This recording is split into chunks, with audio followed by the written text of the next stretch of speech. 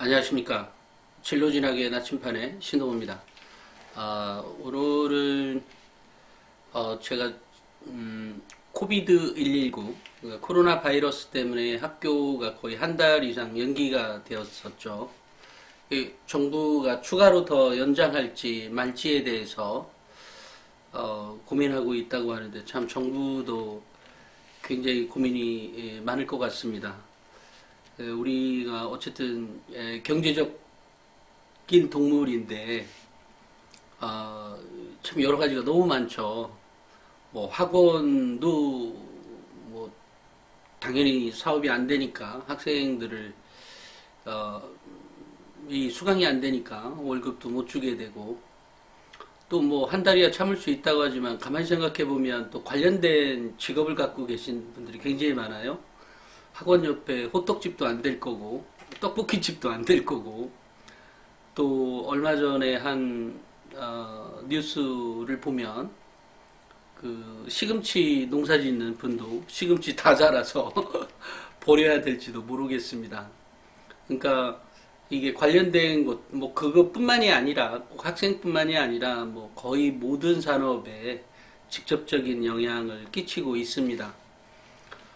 또 이런 결정을 할 수 있는 나라 중에 거의 뭐 유일한 나라가 있지 않을까 싶은데요.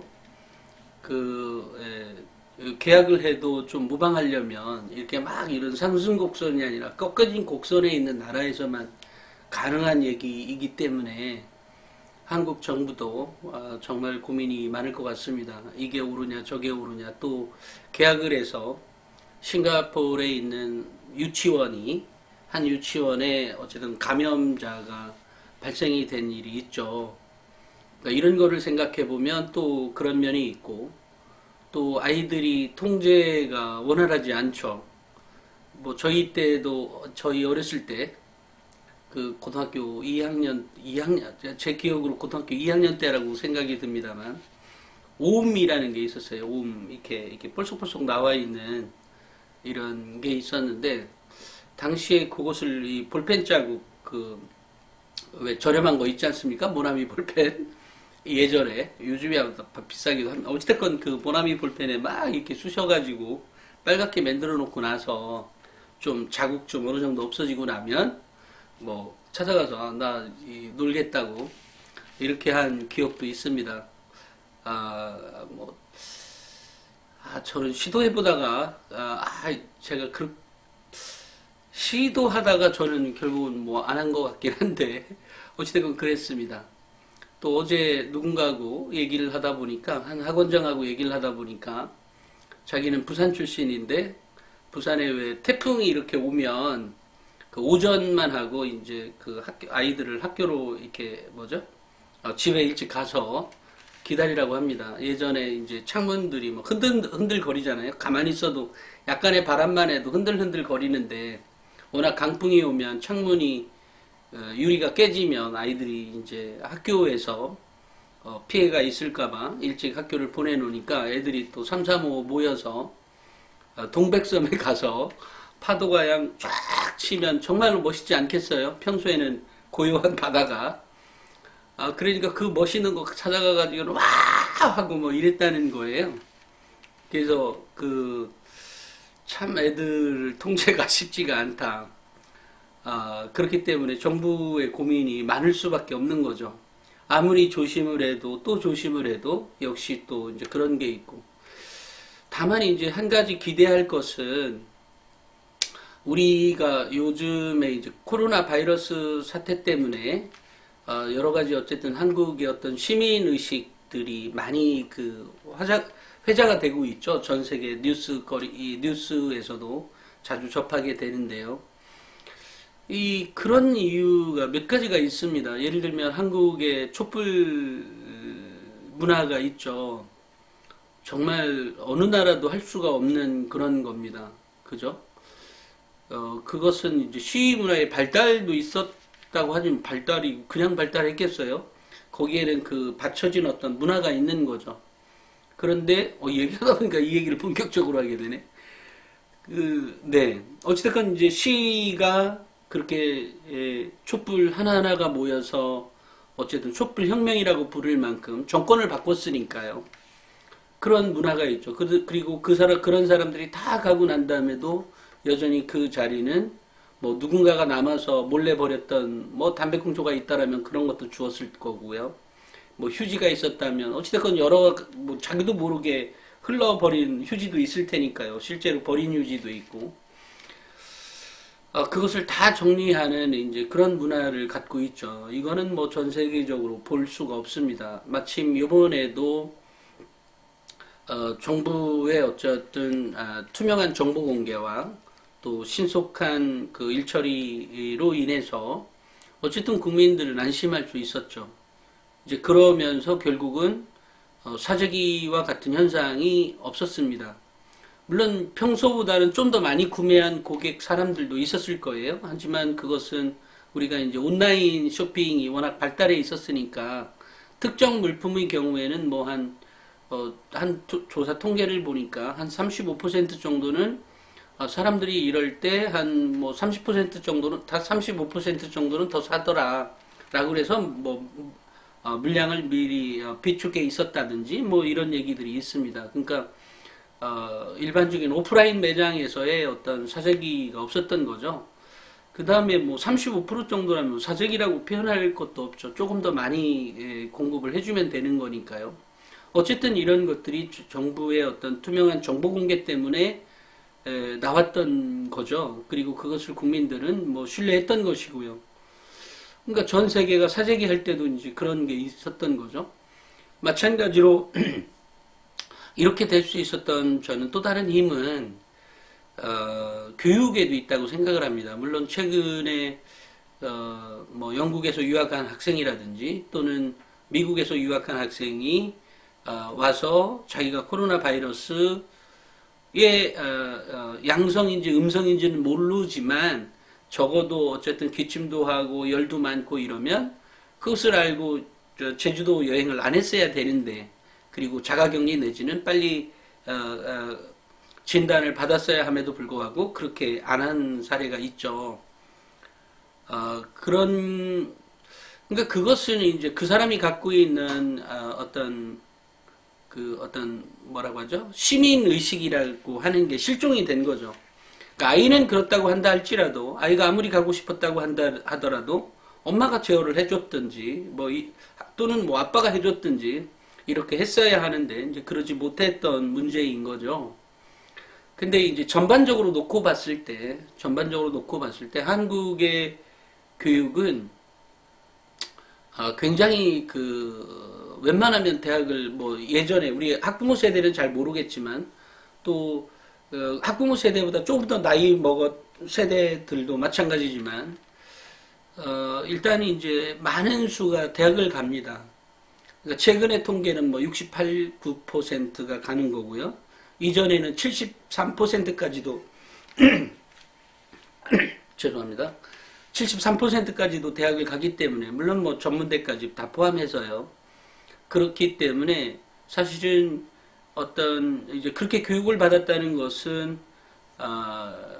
민주적인 어떤 시민의 의식, 민주 시민의 어떤 의식을 이렇게 높여왔던 것도 분명한 사실이죠. 그러니까 그런 것들로 인해서 결국은 이런 전 국민이 어쨌든 교육하면 뭐 다 이렇게 하지 않습니까? 그러니까 그런 문제, 그런 의식이나 그런 문화가 지금의 어떤 코로나를 이기는 방법은 뭐 다음에 또 제가 또 따로 방송에서 얘기하겠습니다만, 그런 시민 의식만 갖고 말씀드리면 어떤 교육열도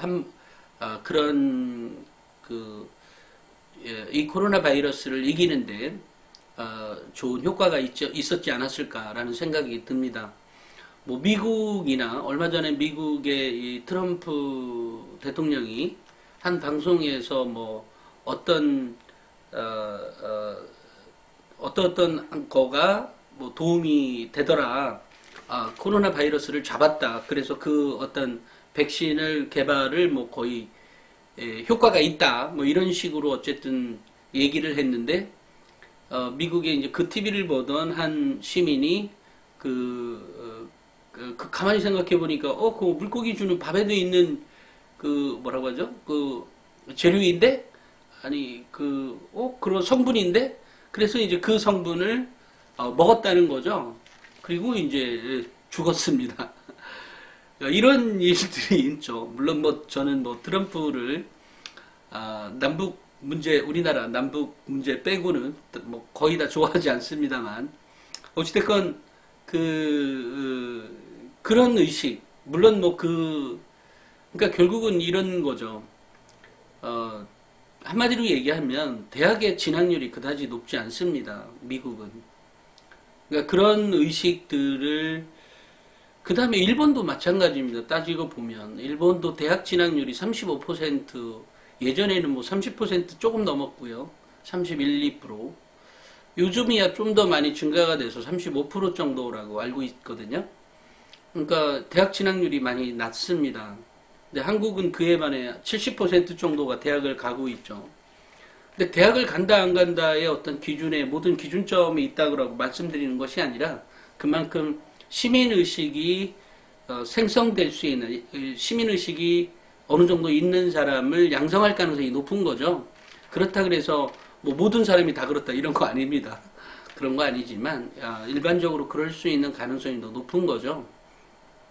그러니까 저는 뭐 그런 면에서 본다고 하면 결국 교육의 힘이라고 생각을 합니다.